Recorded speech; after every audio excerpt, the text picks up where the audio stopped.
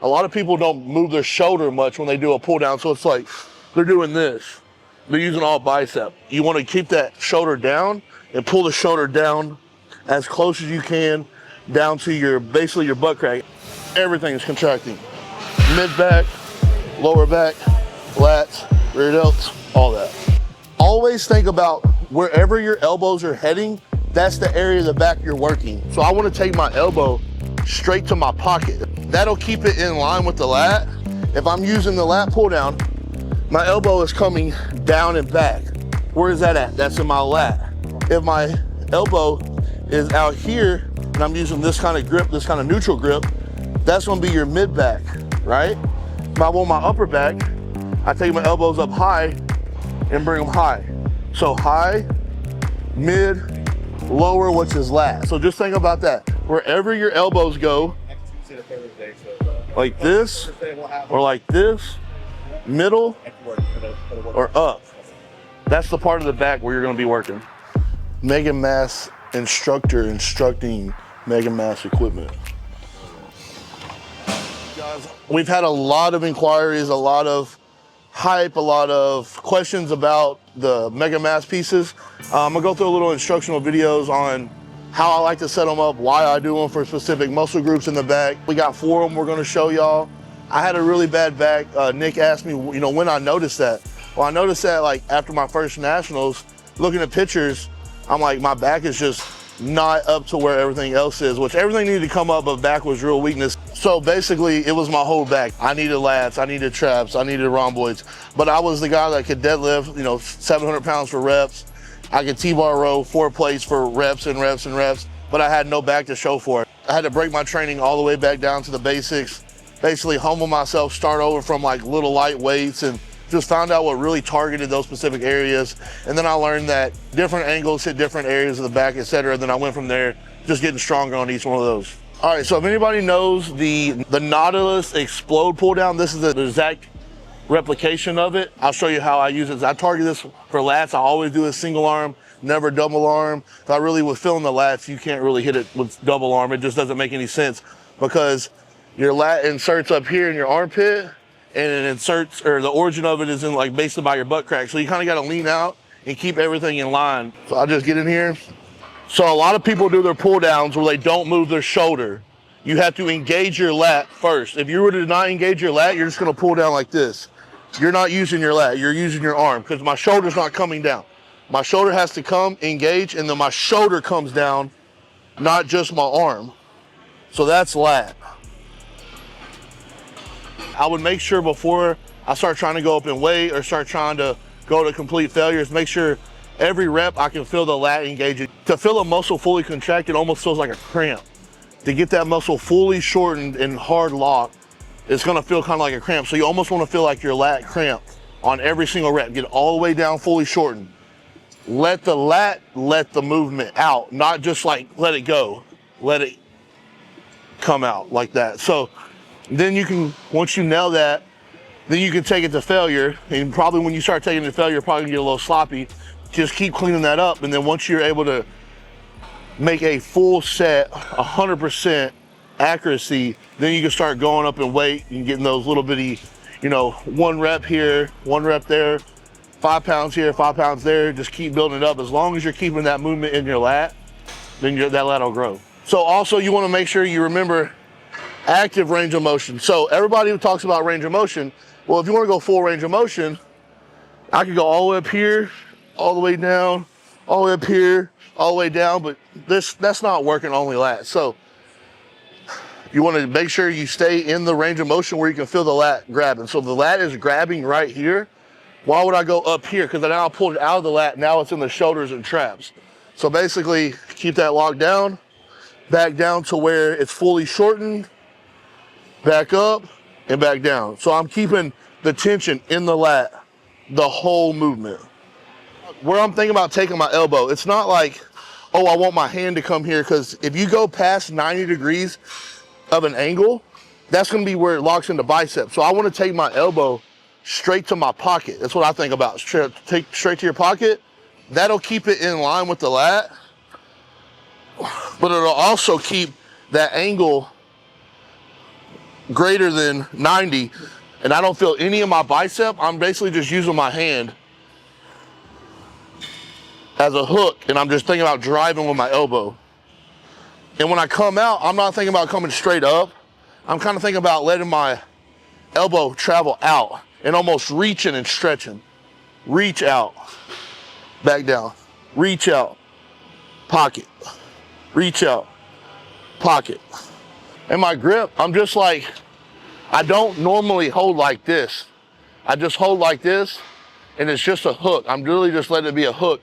Now, of course, if it was heavier weight, I would have Versa grips or something on, but I don't want to think about just grabbing this and having to hold and just grip super tight. I want to kind of loose grip and just think about driving my elbow, and that's just a hook. Elbow, and this is a hook. Basically, your lats are what's going to be responsible for the V-taper. If you don't have the smallest waist or something like that, you get bigger lats, it makes it better V-taper, right? So if you're in like the front relax or the front double, you'll see they pop, or the back relax, like that. Or hell, you can even fill in the gaps on a back lat spread. The bigger your lats are, you don't want to see no gaps. This right here is the Mega Mass lat pull down for me. That's all I would call it. I don't know. It might have a special name, but Mega Mass single arm lat pull down for me. Like I said, I could barbell row 4 plates all day long and I still don't have a back for it. Whereas this is chest supported. So what I think about, instead of just pulling the weight up to me, I actually think about pulling myself through the pad. And if you're pulling yourself through the pad's there, you're not going to go anywhere. So the only thing is that can move is the weight. So you're going to pull it back for you, and you're just taking a lot of momentum out of it. Now, I do have a little bit of body English, everybody says it, in my row movements, but I don't think of back training as much of, like, you know how you have like chest flies is super accurate, where this, as long as I'm pulling my elbows to a certain spot in my back, that's where I want to hit, I can have a little bit of body English, because all those muscles, they work synergistically, they work together. It's like almost kind of like an accordion, but not really. I think of like you had a spider web and it has all these tentacles, right? If I were to do this and pull on it, so if there was a spider web on my back, all over my back, on the edges, and somebody were to pull the spider web, it would bring my whole back together, right? That's how your muscles contract in your back. It all comes to a center point.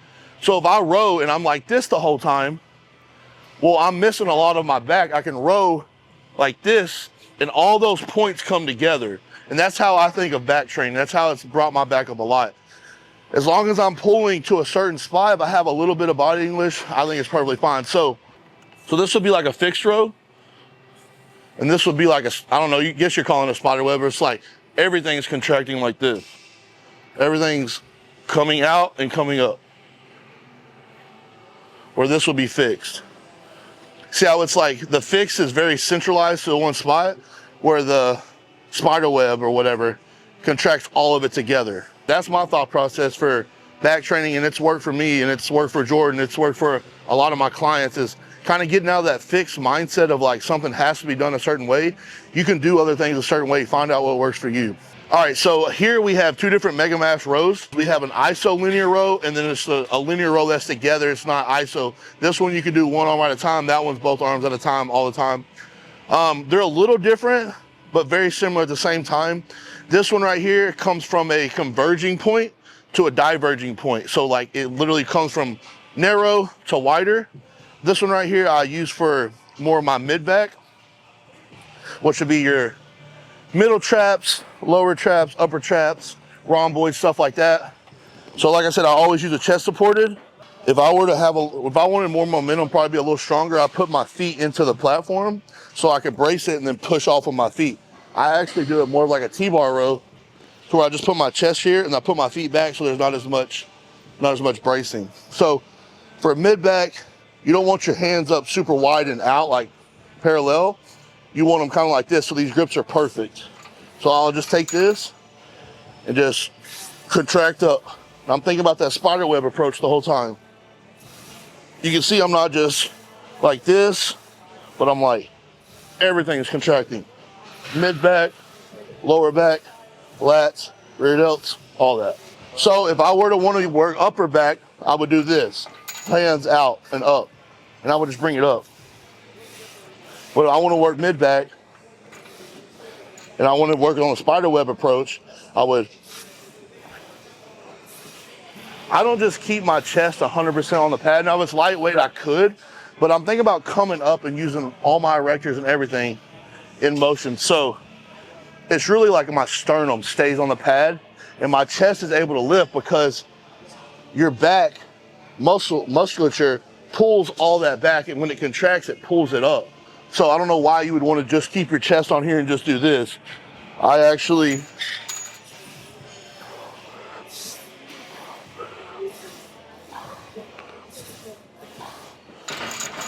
a lot of people would say that's too much body English, but I would have to say if your back's not better than mine, you don't know what you're talking about. The perfect person to watch is Derek. When Derek does rows, it's all motion. Like, I know I keep saying motion, but it's all in one. It's all together. It's not just little choppy reps. It's literally, it's a human body. It all works together. All these muscles work synergistically, helping each other and pulling each other. It's like when people do lateral raises, they're like, oh man, you're using trap. It's like, okay, why would I not want to work my traps too while I'm doing lateral raises? Like, I want to build as much muscle as possible with each rep, if that makes sense. That's how I think about training. So where that one right there is not fixed, you can do one arm at a time, but neither one of them are connected, so you could do, they're both individual. This one right here, it's fixed, so they're both connected, and you're basically just pulling the whole sled instead of each arm having to do its own work over there, which it has its benefits. But this one I use for straight up upper back. It's not mid back, it's nothing. I'm just pulling straight, elbows high, keeping up tight. So upper back is going to be your upper traps, mid traps, your rear delts, everything like that. So that's what I'm using here. So I keep my hands up and parallel, not down here like I would for a mid back. And then same thing with my bracing and everything. I'm kind of using the spider web effect a little bit, but I'm keeping a little more strict on this so I won't just upper back. And I just pull elbows high, just working straight upper back. So whereas the single arm lat pull down is straight lat focus, I mean, you're gonna hit a little bit of different stuff in your back, but mostly lat focus, ISO. This one right here I use for mid back because I like those grips right there. That one I use for upper back because it's got the nice fixed handles. It's a little more sturdy and not as like wonky or whatever you would call it. Not wonky, but just, that one you're just pulling, not worrying about balancing your strength on both of these ones. So that's what I use those three movements for. Yeah, well, once we get on this one, I'll show you, but this was my favorite because it seems like it doesn't matter how you try to pull it, it literally hits where it needs to hit. Like it's very ergodynamic. It's very, it just hits it just goes with the body. It's something about it is just great. And once I started using it, there's like no going back. It's like my favorite T-bar. So like your body has a central nervous system.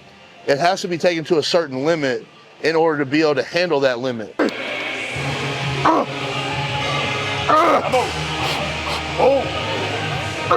Let's go. So like go past that limit and come back down to a lighter weight. Your body's like, I can handle the shit out of this weight, and then you're more efficient with that weight. You know, if you were to just stick with 6, all it knows is 6. You go to 7, it's like, we better be prepared for 7. Let's build some more neurological pathways, stuff like that.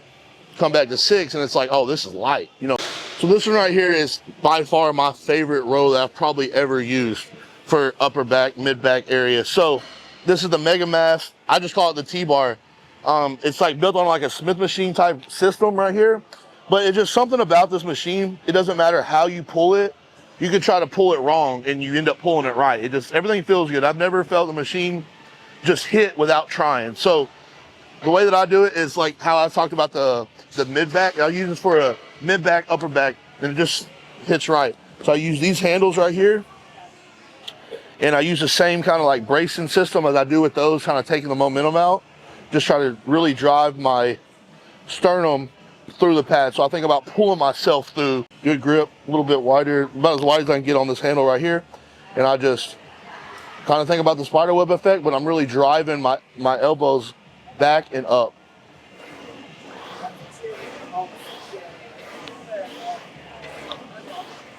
This right here would be mid back. This right here doesn't make any sense to me. If I ever see anybody doing this, I just automatically think, what are they doing? Because this is basically a bicep exercise, bicep and forearm, because you see just using all bicep. We're talking about the degree going lower than 90. That's basically all it is right there, bicep. This right here would be more kind of like upper back. I would come down a little bit, just pull up. So if you notice, wherever my elbow goes, that's where the attention is on that rep. Where the linear or the pull down, my elbow was coming to the pocket, lat. This right here, my elbows are coming like this towards my mid back, kind of the midpoint. That's mid back. If my elbows are coming out, that's upper back. That's an easy way to think about that. All right, guys, so if y'all think this is helpful, if y'all found it helpful, we can run it back, we can run it on legs, we can run it on different machines for chest. We might even find some for back, but this Mega Mass stuff for back is some of the best stuff we've used. Like I said, if you found it helpful, let us know in the comments or anything like that, something y'all wanted to see, something y'all want to learn, and we'll try to teach you and come through with it.